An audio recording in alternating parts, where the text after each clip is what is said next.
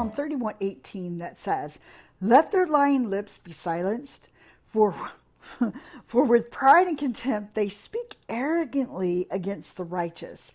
Now, who is David talking about? He's talking about the wicked.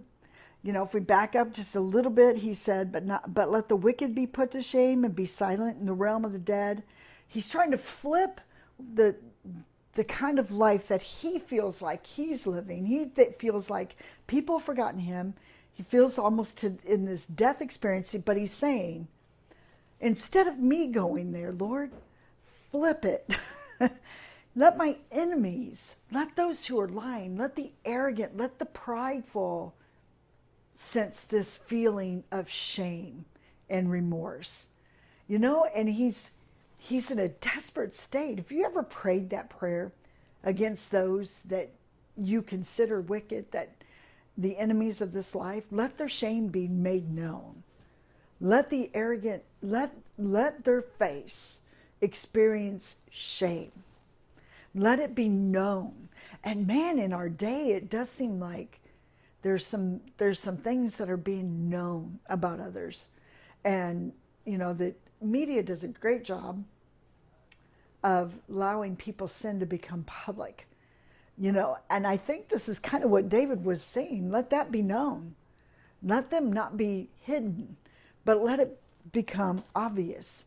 Not so that you and I can sit around and say, that's about time. But don't you know sometimes that when people keep their shame hidden, keep their sin hidden, and they continue in their wicked paths, and they continue in their wicked ways, are they just going to continue thinking I'll never be found out? But it does say all sin is going to be uncovered someday. Not so that you and I can gloat over it, but it's so that they can come to repentance. And so I don't know if this was David's heart, but it's certainly mine. When I think of this verse, I'm thinking, you know, when I see the wicked in the world that we live in, and there is some, my heart first goes, and I know this might sound strange, but my heart first goes to their story. Everyone has a story. Everyone that you know that live wickedly, lives evilly. Evilly, that's probably not a word, but the ones that live in evil has a story. There's a reason why they're there. Some of it's simply because they completely lost their sense of conscience. You know, they have none. Those are kinds of the worst people to deal with. But some have tremendous paths that have left them to this place. And they've been hurt, they've been wounded, and their wounds are what's guiding their life. Their hurts of what's determined their steps. So sometimes having their shame come out can help bring them to a place of repentance. What do you think?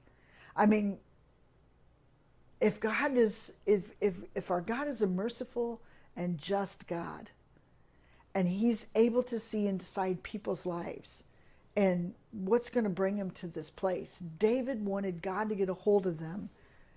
Let their sin be known. Bring it out. I don't know. I'm still in this place of thinking, in your workplace, in my workplace, is there people that are living in these hidden lives and they're just wicked, just mean? And you want to pray to God, God, let it be known. You, my friend, have a blessed day.